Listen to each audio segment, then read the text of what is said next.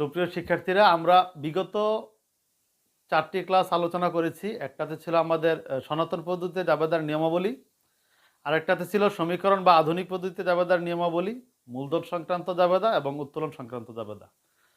তো তোমরা বিগত ক্লাসগুলো দেখে না থাকলে ভালো করে দেখে নিবে। আজকে আমরা আলোচনা করব হিসাব বিজ্ঞানের ক্রয় সংক্রান্ত জাবেদা।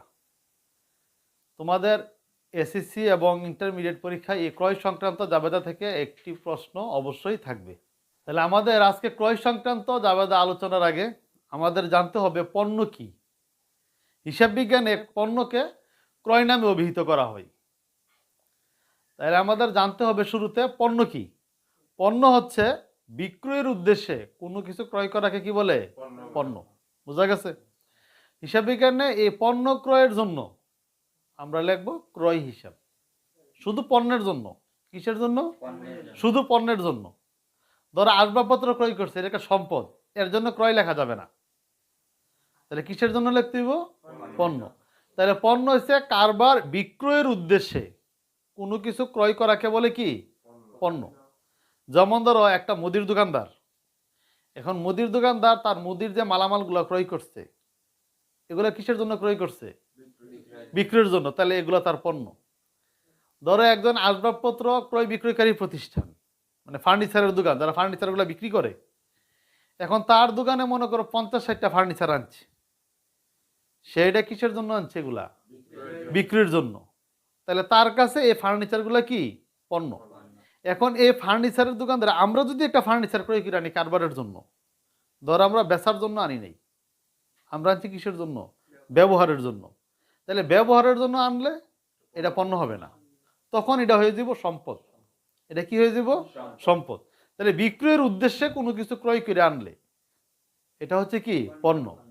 যেমন একজন টিনের দোকানদার, উনার টিন কারবারে কিনে আনছে কিসের জন্য? বিক্রি করার জন্য কাস্টমারের কাছে। তাইলে এটা হচ্ছে তার জন্য পণ্য। বুঝতে পারছো? এখন এই টিন যদি আমরা ঘর মেরামতের জন্য আনি, তাহলে আমরা তো এটা বিক্রির জন্য আনি নাই, আনছি কিসের জন্য? তাহলে এটা আমার জন্য সম্পদ। আবার মনে করো একজন ইট ভাটা, সে ইট উৎপাদন করে, সেই ইট উৎপাদন করে কিসের জন্য? সে ব্যবহার করার জন্য না বিক্রি করার জন্য? তাহলে তার জন্য এটা উৎপাদিত পণ্য। কথা বোঝা গেছে? আর আমরা আনি দালান কোঠা নির্মাণের জন্য, তা আমাদের জন্য এটা সম্পদ। বুঝতে পারছো? তাহলে আমরা শুরুতে বুঝলাম পণ্য কি। পণ্য হচ্ছে কারবারে বিক্রয়ের উদ্দেশ্যে, মানে কাস্টমারের নিকট বিক্রয়ের উদ্দেশ্যে কোনো কিছু ক্রয় করাকে বলে কি? পণ্য। এই পণ্যর জন্য আমরা পণ্য লিখতে পারবো না, পণ্যের জন্য হিসাবের খাত অনুযায়ী একটা নাম আছে, এটার নাম কি? ক্রয়। তাহলে যেইখানে পণ্য পাবো আমরা ওইখানে পণ্য না লিখে আমরা কি লিখবো? ক্রয়। কথা ক্লিয়ার? বুঝতে পারছো? তাহলে এই ক্রয় সংক্রান্ত জাবেদা কি কি আমাদের থাকতে পারে। এখন দেখো আমাদের সিরিয়ালে আমরা আলোচনা করব ক্রয় সংক্রান্ত জাবেদা। 1 নম্বরে আমাদের থাকতে পারে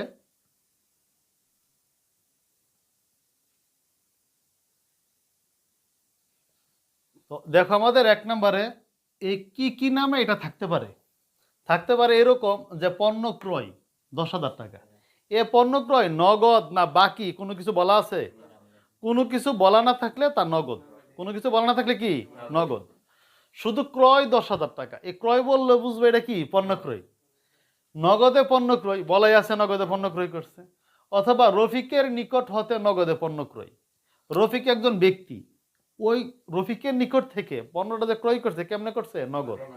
যদি আবার রফিকের নিকট থেকে পণ্য ক্রয় লেখা থাকতো, নগদ না থাকতো, ব্যক্তির নাম উল্লেখ থাকতো, তাহলে বাকি, তাহলে এটা নগদে ক্রয়।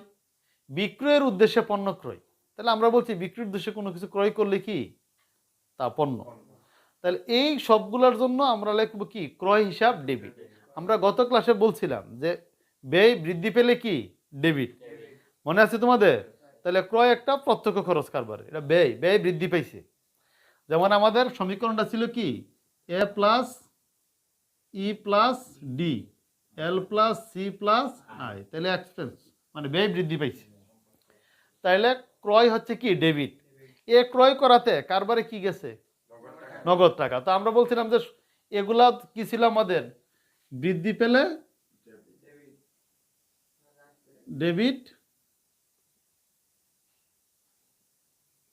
হ্রাস পেলে ক্রেডিট। আর এগুলো ছিল কি? হ্রাস পেলে ডেবিট, বৃদ্ধি পেলে ক্রেডিট। মনে আছে? তাহলে পণ্য ক্রয় করা, ব্যয় বৃদ্ধি পাইছে, তাহলে ক্রয় হিসাব কি? ডেবিট। এই ক্রয়ের কারণে কিন্তু মালিকানা সত্ত্ব আমাদের হ্রাস পায়। মালিকানা সত্ত্ব কি? তাহলে ক্রয় হিসাব ডেবিট। এখানে সম্পদ কি পাইছে? হ্রাস পাইছে। তাহলে আমরা ওই সমীকরণ দিয়ে আলোচনা করলে আমাদের সুবিধা হবে যে ডেবিট ক্রেডিট বিশ্লেষণ পরীক্ষাতে আসে। তাহলে দেখো, পণ্য ক্রয় করা হলো, ক্রয় হিসাব ডেবিট। এর জন্য কারবার থেকে কি গেছে? নগদ টাকা, নগদান হিসাব ক্রেডিট। বুঝা গেছে? তাহলে এর জন্য যাবে লিখবা ক্রয় হিসাব ডেবিট, নগদান হিসাব ক্রেডিট 10,000 টাকা। যত টাকা ডেবিট ঠিক তত টাকা কি? ক্রেডিট। বুঝা গেছে? এই ছিল আমাদের 1 নাম্বার ঝামেলা। আর কিভাবে থাকতে পারে? এবার 2 নম্বরে আমাদের লেখা থাকতে পারে 10,000 টাকা। এরকম যদি লেখা থাকে আমাদের, দেখো, চেকের মাধ্যমে পণ্য ক্রয়, তাহলে ক্রয় একটা ব্যয়, সকল ব্যয় কি? ডেবিট। তাহলে কারবারে কি আসছে? পণ্য আসছে। তাহলে আমরা ক্রয় হিসাব ডেবিট। এখানে কি গেছে? চেকের মাধ্যমে। চেকের টাকা প্রদান করে কে? ব্যাংকে। এখন যদি এটিএম কার্ডের মাধ্যমে টাকা দেয়, তো এটিএম কার্ডের টাকা যা কই থেকে? ব্যাংকে থেকে যা। বলতে পারে ডেবিট কার্ডের মাধ্যমে পণ্য ক্রয়, এই টাকা কোথায় থেকে যা? ব্যাংক থেকে যা। কথা বোঝা গেছে? তাহলে ব্যাংক রিলেটেড কোনো কিছু থাকলে, তাহলে আমাদের নগদে ক্রয় করলে আমরা কি লিখতাম? ক্রয় হিসাব ডেবিট, নগদান হিসাব ক্রেডিট। এখন এই ক্রয়ের টাকাটা কে দিবে? ব্যাংকে। কারবারের ব্যাংক হিসাব কমে যাইব। তাহলে এর জন্য আমরা দাবেদা লিখব ক্রয় হিসাব ডেবিট, ব্যাংক হিসাব ক্রেডিট।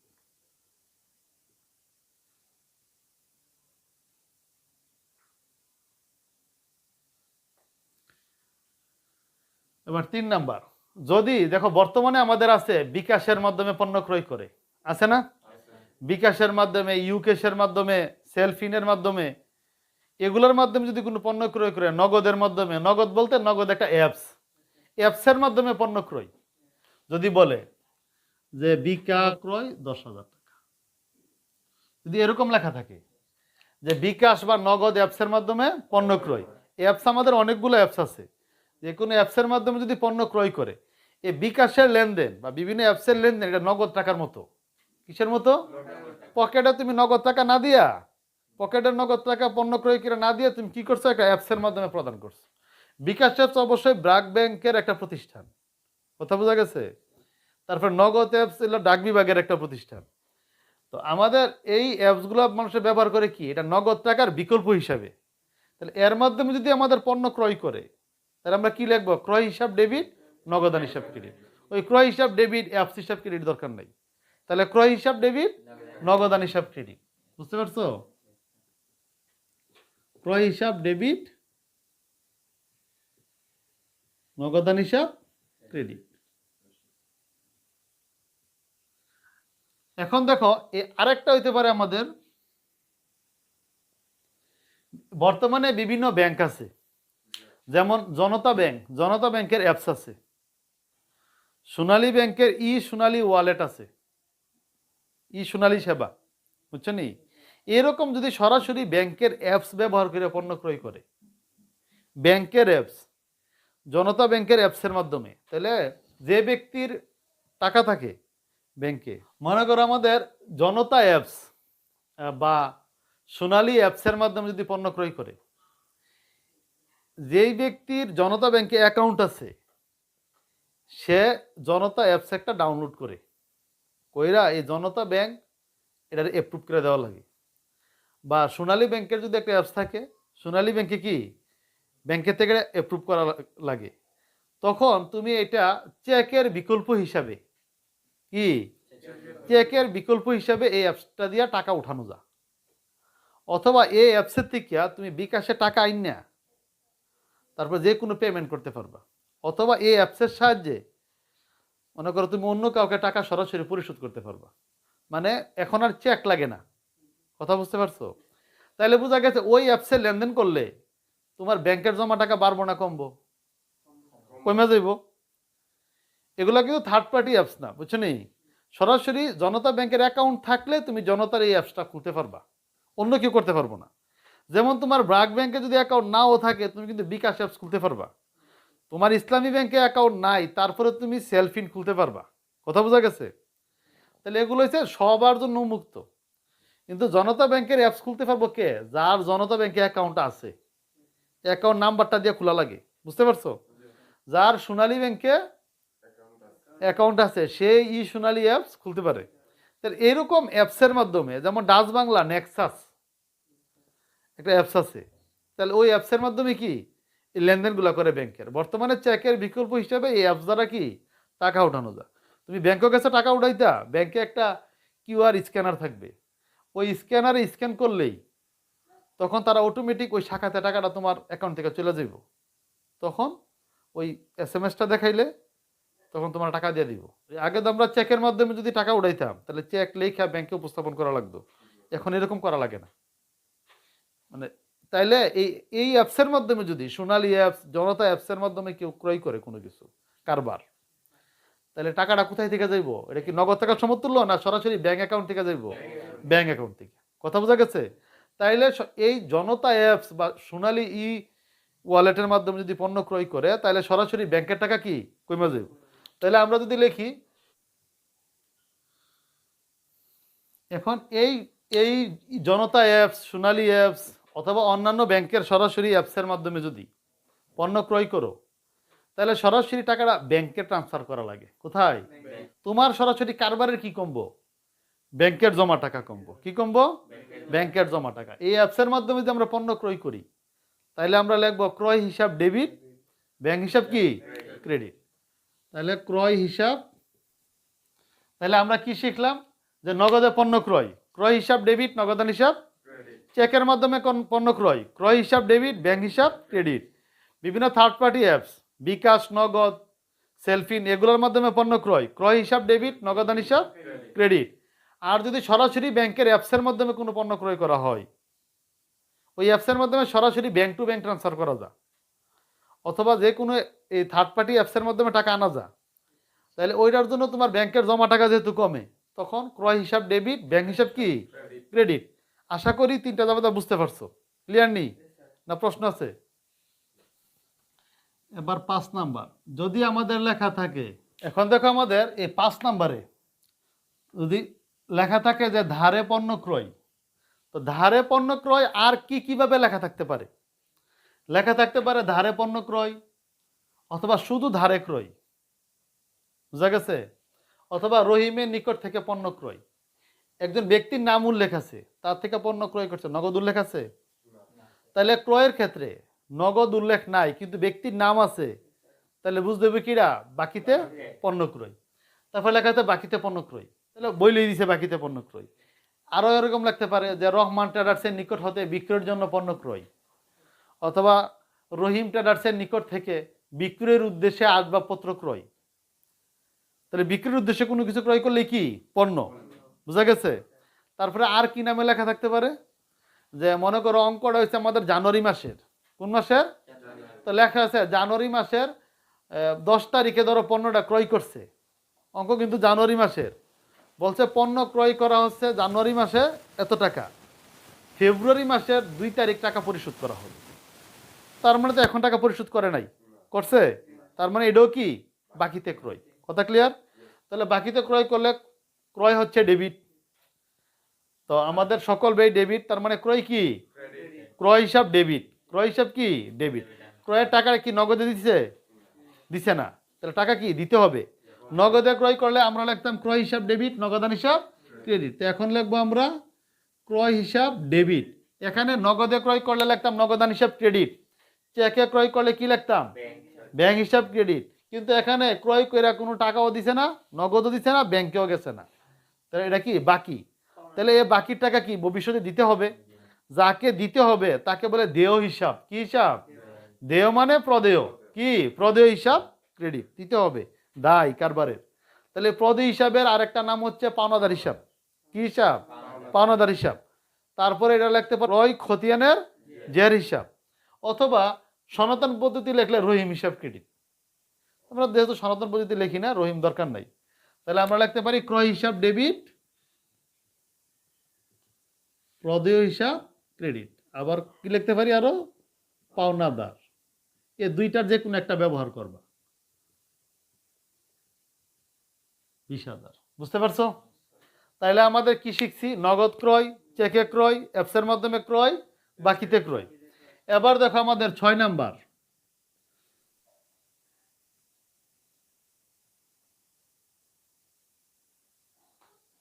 ঠিক আছে? এখন দেখো আমাদের 6 নম্বরে আর কি কিভাবে থাকতে পারে ক্রয় সংক্রান্ত। যদি লেখা থাকে প্রদেয় নোটের মাধ্যমে পণ্য ক্রয়। এখন নোট কি বুঝুনি? প্রদেয় নোট, ধরো আমরা যদি নগদে ক্রয় করি, নগদ টাকা দিয়ে দিই, যদি বাকিতে থাকে তাহলে আমরা কি ভবিষ্যতে টাকা দিব, প্রদেয় হিসাব। এখন নোট হচ্ছে তুমি যখন কারো থেকে পণ্যটা ক্রয় করে আনবা কারবারের প্রয়োজনে, তখন তুমি একটা লিখিত দিয়ে আনছো, একটা বিল তৈরি করছো, যে ওই লোকে একটা বিল তৈরি করছে যে তুমি এই টাকাটা আমি এমুকের কাছে পণ্য বিক্রি করলাম, সে আগামী 3 মাস পর বা 2 মাস পর আমার টাকা পরিশোধ করবে, প্রমাণ রাখছে। এবং বলছে যে তুমি যে 3 মাস পরে টাকা দিবা, তো ওনার লাভ কি? ওনার তো এই টাকা নগদ ফাইলে এটা দিয়ে পণ্য ক্রয় করে আবার বিক্রি করতে পারতো, ওনার লাভ থেকে বঞ্চিত হয়েছে না? এখানে বলা থাকে নোটের ক্ষেত্রে যে তুমি 10% ইন্টারেস্ট দিতে হবে, যতদিন টাকা ঘুরবে ততদিন কি ইন্টারেস্ট দিতে হবে, 3 মাস হোক 2 মাস হোক। এটার একটা মেয়াদ থাকে, 3 মাস 2 মাস এরকম মেয়াদ লেখা থাকবে। এই মেয়াদের পূর্তিতে তোমার টাকা পরিশোধ করতে হবে। আমাদের এই সংক্রান্ত প্রদেয় নোট নামে একটা অধ্যায় আছে। এই প্রদেয় নোটের মেয়াদ থাকে ধরো 2 মাস বা 3 মাস, মেয়াদ পূর্তিতে টাকা পরিশোধ করা লাগে। এখন যদি কেউ মেয়াদ পূর্তিতে টাকা পরিশোধ না করে, তারপরে আরো 3 দিন টাইম দেয়, এটারে বলে অনুগ্রহ দিবস। কি দিবস? এই অনুগ্রহ দিবসের পরে যদি টাকা না দেয়, তখন তার বিরুদ্ধে আইনানুগ ব্যবস্থা নেয়। বুঝতে পারছো নি? আইনানুগ ব্যবস্থা নেয় টাকাটা আদায় করার জন্য। তো এখন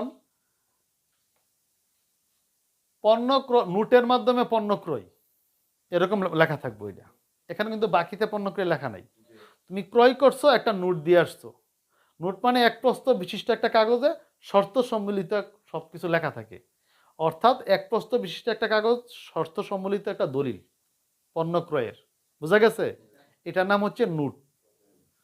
যা যা শর্ততে তুমি আছে সবগুলো উল্লেখ থাকবে, ক্রেতা বিক্রেতা উভয়ের কি থাকবে? স্বাক্ষর থাকবে। বুঝতে পারছো নি? এটা একটা বৈধ দলিল। তো এখন এই নোটের মাধ্যমে যদি পণ্য ক্রয় করো, তাহলে তো ক্রয় হিসাব ডেবিট। তুমি কি দিয়ে আসছো? নোট দিয়ে আসছো। যে ভবিষ্যতে যখন টাকাটা পরিশোধ করবা, তখন তোমার নোট তোমাকে ফেরত দিয়ে দিব। এটার মানে কার্যকারিতা শেষ টাকা পরিশোধ করলে। কথা বুঝতে পারছো? তাইলে এটার জন্য ক্রয় হিসাব ডেবিট। এটা কি কিভাবে উল্লেখ থাকতে পারে? প্রদেয় নোটের মাধ্যমে পণ্য ক্রয়, 10% নোটের মাধ্যমে পণ্য ক্রয়, এরকম লেখা থাকতে পারে। 3 মাস মেয়াদি 10% প্রদেয় নোটের মাধ্যমে পণ্য ক্রয়, অথবা লিখতে পারে বিলের মাধ্যমে পণ্য ক্রয়। কথা বুঝা গেছে? তো এর জন্য আমরা জাবেদা লিখব ক্রয় হিসাব ডেবিট, প্রদেয় নোট হিসাব ক্রেডিট। মনে করো কখনোই নোটে টাকাটা পরিশোধ করছে, যদি পরিশোধ করে, মনে করো একটা অতিরিক্ত জাবেদা দিই আমরা,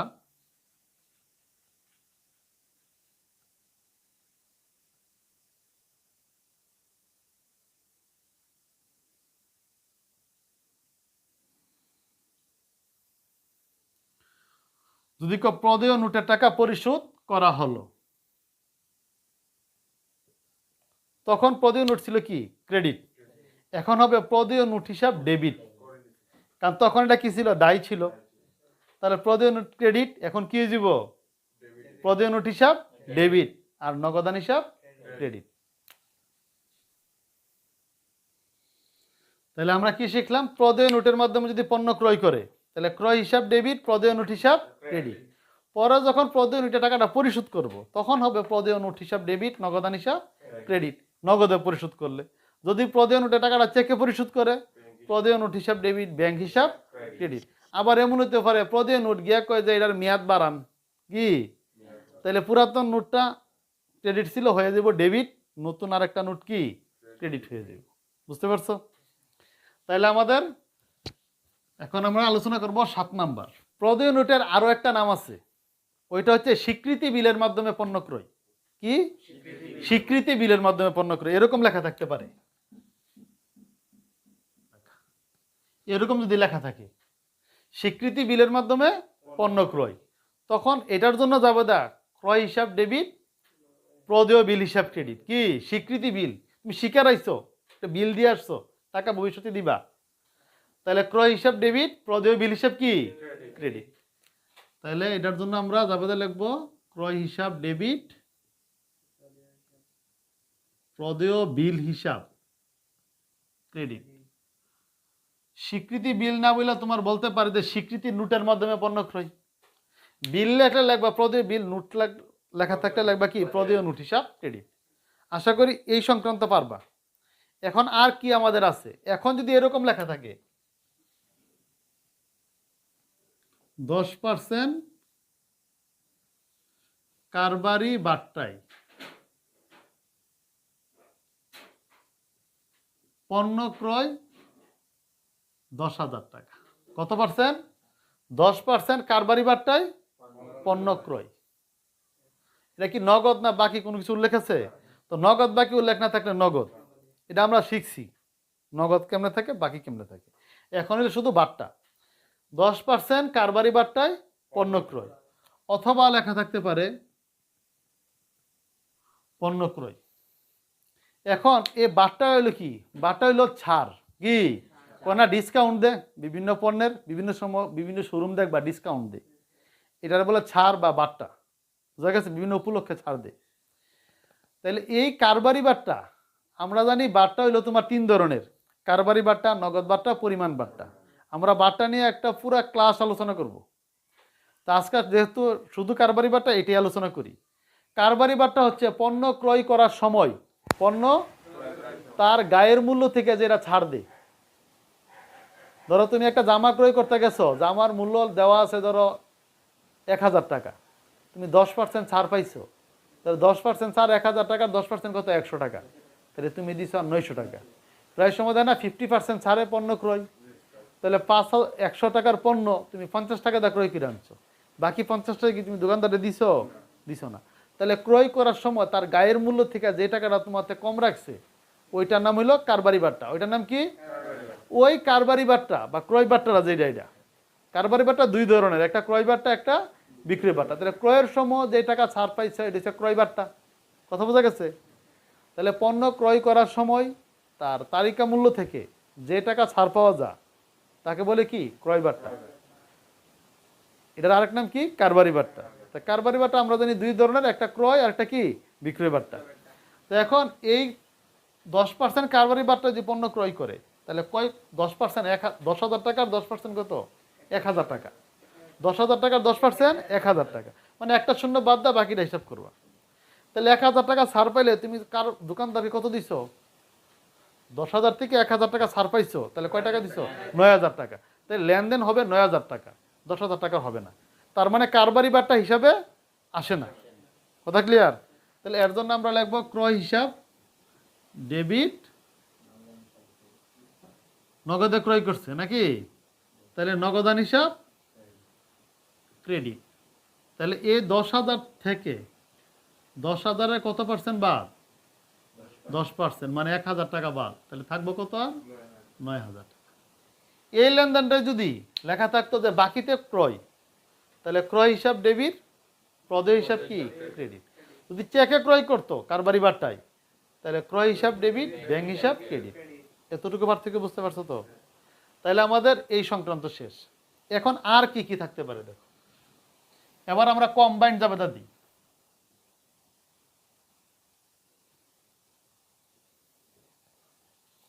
খেয়াল করো, লেখা থাকলো সালাম ট্রেডার্সের নিকট থেকে 20,000 টাকার পণ্য ক্রয় করে নগদ 50% এবং বাকি টাকা কি চেকে পরিশোধ, এরকম যদি লেখা থাকে, তাহলে 50% যদি নগদে দেয়, বাকি টাকা কত? বাকি 50%। ওই 50% কিভাবে দিচ্ছে? চেকে। তখন এটার জন্য জাবেদা হবে আমাদের ক্রয় হিসাব ডেবিট। কি গেছে? নগদ টাকা 50%, ক্রয় হিসাব ডেবিট 20,000, নগদান হিসাব ক্রেডিট কত? 10,000।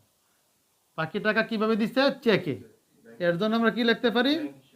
ব্যাংক হিসাব ক্রেডিট বাকি 10,000 টাকা। বুঝতে পারছো? 11 নম্বর লাগছে কি, সালাম ট্রেডার্সের হতে 20,000 টাকার পণ্য ক্রয় করে কত টাকা?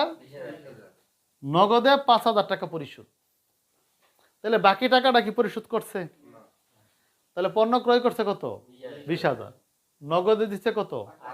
তাহলে বাকি টাকা দিছে এমন কোনো কথা বলা আসেনি। যেহেতু বলা নাই, ওইটা কি বাকিতে, ওইটা কি ওইটা দেয় নাই ধারে। এর জন্য আমরা জাবেদা লিখবো ক্রয় হিসাব ডেবিট কত টাকা? 20,000।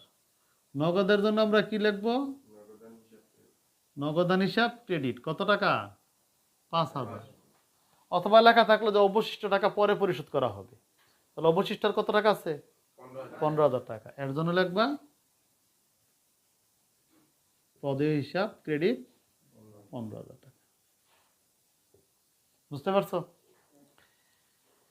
এখন এটা আরো কিভাবে লেখা থাকতে পারে দেখো। যদি এরকম লেখা থাকে, আলম ট্রেডার্স হতে 20,000 টাকার পণ্য ক্রয় করে 20% নগদে, কয় পার্সেন্ট?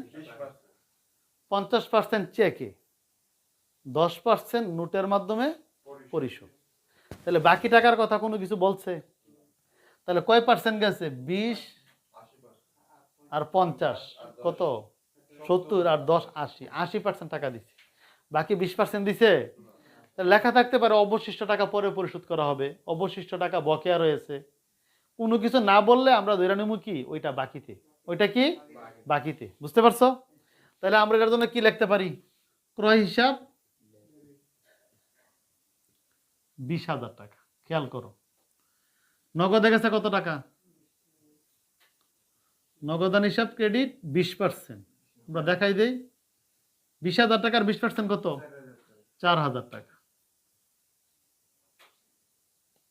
50% চেকে, চেকের টাকা প্রদান করে কে? তাহলে ব্যাংক হিসাব ক্রেডিট কত? 10,000 টাকা। 50% কত? 10% নোটে, প্রদেয় নোট হিসাব ক্রেডিট 10% কত? 2,000 টাকা। আর অবশিষ্ট সম্পর্কে কোনো কিছু বলছে? বলে নাই। তার জন্য আমরা কি লিখবো? প্রদেয় হিসাব ক্রেডিট। বুঝা গেছে? তাহলে কত আছে এখানে? 14 আর 2 কত? 16। আর কত হাজার? 4,000 অবশিষ্ট। বুঝতে পারছো? এখন আর কিভাবে থাকতে পারে ক্রয় সংক্রান্ত জাবেদা? যা 13 নাম্বার গেছে আমাদের, 14 নাম্বার আমরা দিই। যদি সেম কথাটাই আমাদের থাকে অঙ্ক,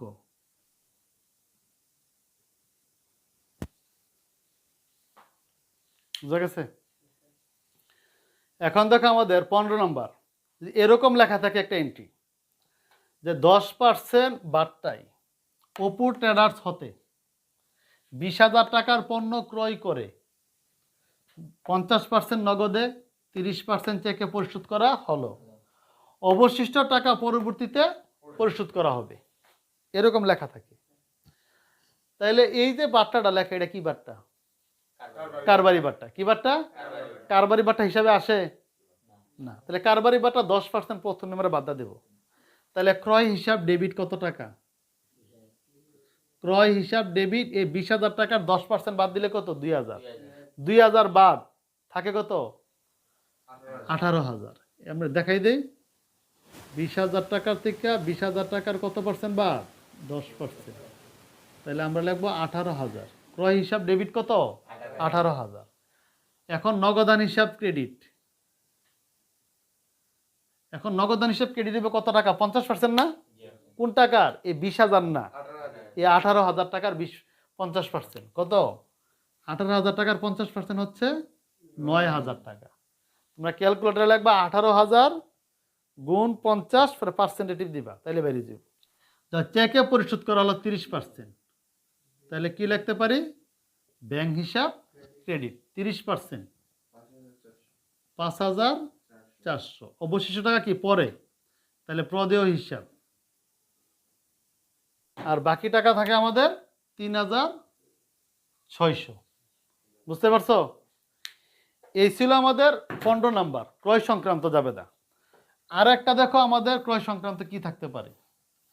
যদি এরকম লেখা থাকে বিক্রয়ের উদ্দেশ্যে আসবাবপত্র ক্রয় 20,000 টাকা, কিসের উদ্দেশ্যে আনছে? তাহলে আমরা জানি বিক্রয়ের উদ্দেশ্যে কোনো কিছু ক্রয় করাকে কি বলে? পণ্য। তাহলে এর জন্য আমরা কি লিখবো? আসবাবপত্র হিসাব ডেবিট, নগদান হিসাব ক্রেডিট, এটা লিখবো না, আমরা কি লিখবো? ক্রয়। তাহলে বিক্রয়ের উদ্দেশ্যে আসবাবপত্র ক্রয় করলে ক্রয় হিসাব ডেবিট, নগদান হিসাব ক্রেডিট। বুঝতে পারছো? তাইলে আমরা অঙ্ক করি সময় উপর দা খেয়াল করতে হইব। তোমার লেখা থাকলো যে সালাম ফার্নিচার বা ফার্নিচার সরবরাহকারী প্রতিষ্ঠান, যদি ওইখানে লেখা থাকে যে আসবাবপত্র ক্রয়, আমরা ধরে নেব এটা পণ্য, তাহলে ক্রয় হিসাব ডেবিট, নগদান হিসাব ক্রেডিট। তারা যদি আসবাবপত্র বিক্রি করে তাহলে নগদান হিসাব ডেবিট, বিক্রি হিসাব ক্রেডিট। আর যদি সরাসরি লেখে যে ব্যবহারের জন্য আসবাবপত্র ক্রয় করছে, তখন লিখবো আসবাবপত্র হিসাব ডেবিট, নগদান হিসাব ক্রেডিট। আর সাধারণত এরকম আসবাবপত্র ক্রয় করলে বিক্রয়ের উদ্দেশ্যে যদি না বলা থাকে, আমরা ধরে নেব এটা সম্পদ, তখন লিখবো আসবাবপত্র ডেবিট, নগদান ক্রেডিট। আবার দেখো আমাদের যদি এরকম লেখা থাকে যে বিক্রয়ের উদ্দেশ্যে আসবাবপত্র ক্রয় 20,000 টাকা, যার বহন খরচ কত? 2,000 টাকা, তাহলে পণ্যের দাম কত? 20,000। তাহলে এটা হচ্ছে আমাদের ক্রয়, কারণ বিক্রির উদ্দেশ্যে যেহেতু ক্রয় করছে এটা পণ্য, তাহলে আমরা লিখবো ক্রয় হিসাব ডেবিট। এখন যার বহন খরচ, এটারে বলে আন্তঃপরিবহন, মানে ক্রয় কইরা যেটা কারবারে আনছে এটা নাম বলে আন্তঃপরিবহন। কি আনতে যে পরিবহন তার নাম কি? আন্তঃপরিবহন। এটা আরেকটা লেখা যায় ক্রয় পরিবহন। কি লেখা যায়? ক্রয় পরিবহন। তাহলে ক্রয় হিসাব ডেবিট, ক্রয় পরিবহন বা আন্তঃপরিবহন হিসাব ডেবিট, আর নগদান হিসাব ক্রেডিট। 20,000, পরিবহন খরচ কত? 2,000, তাহলে থাকবে কত? 22,000। এখন দেখো এইটারে যদি আমাদের অন্যভাবে দেওয়া থাকে যে বিক্রয়ের উদ্দেশ্য না বললা শুধু বলছে আসবাবপত্র ক্রয় 20,000 টাকা, যার বহন খরচ কত, এরকম লেখা থাকে, এটা কি পণ্য? এটা কিন্তু পণ্য না, বিক্রির উদ্দেশ্যে আনে নাই, এটা কি সম্পদ। এই সম্পদ হইলে পরিবহনের জন্য আলাদা জাবেদা দেওয়া যাবে না। সম্পদের পরিবহন খরচ সম্পদের সাথে যোগ হয়ে যাবে, তখন জাবেদা হবে আসবাবপত্র হিসাব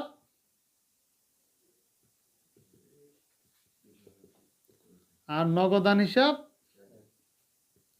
ক্রেডিট। এই 20,000-এর সাথে 2,000 যোগ কইরা কত হইব? 22,000 টাকা। আমাদের ক্রয় সংক্রান্ত আরো জাবেদা আছে, ওইটা হচ্ছে ভ্যাট লেখা থাকবে। কি? ভ্যাট। যে ভ্যাট সহ পণ্য ক্রয়, ভ্যাট সহ পণ্য বিক্রয়। তা আমরা এখানে আলোচনা করব না, আমরা ভ্যাট সংক্রান্ত একটা পুরা ক্লাস নিব। ওই ক্লাসে ভ্যাট সংক্রান্ত যত আদ্যপান্ত আছে সবকিছু আমরা আলোচনা করব, মানে সম্পূর্ণ ভাঙ্গা ভাঙ্গা ভ্যাট কি আমরা বুঝাই দিব। তো আজকের মতো আমাদের ক্রয় সংক্রান্ত জাবেদার ক্লাস এখানেই সমাপ্ত ঘোষণা করছি। সবাই ভালো থেকো, আল্লাহ হাফেজ।